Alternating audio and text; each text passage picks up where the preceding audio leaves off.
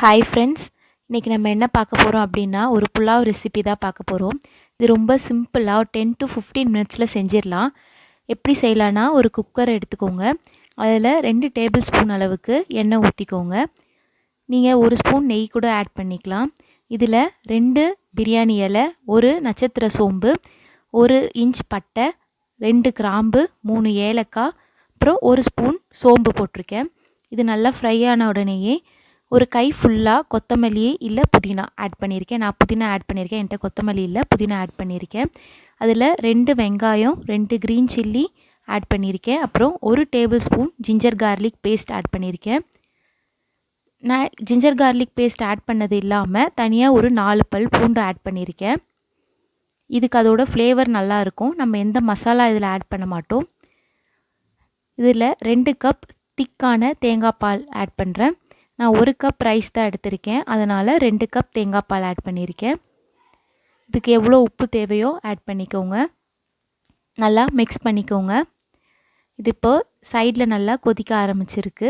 இது நல்லா கொதிக்கட்டும். இப்போ நல்லா கொதிக்கிறப்போ நம்ம ஊற வச்சுருக்கேன் ஒரு 1/2 ஹவருக்கு. அதை 1 கப் பாஸ்மதி ரைஸை ஆட் பண்ணியிருக்கேன்.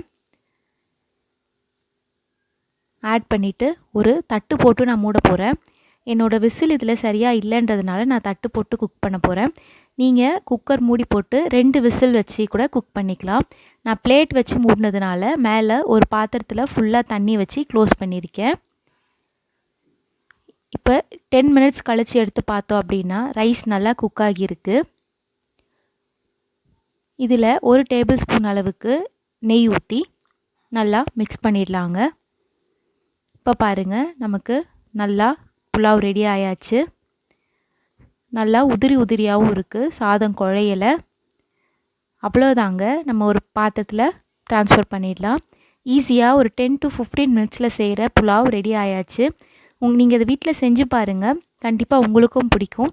இந்த சேனல் பிடிச்சா லைக் பண்ணுங்கள், கமெண்ட் பண்ணுங்கள், மறக்காமல் சேனலுக்கு சப்ஸ்கிரைப் பண்ணுங்கள்.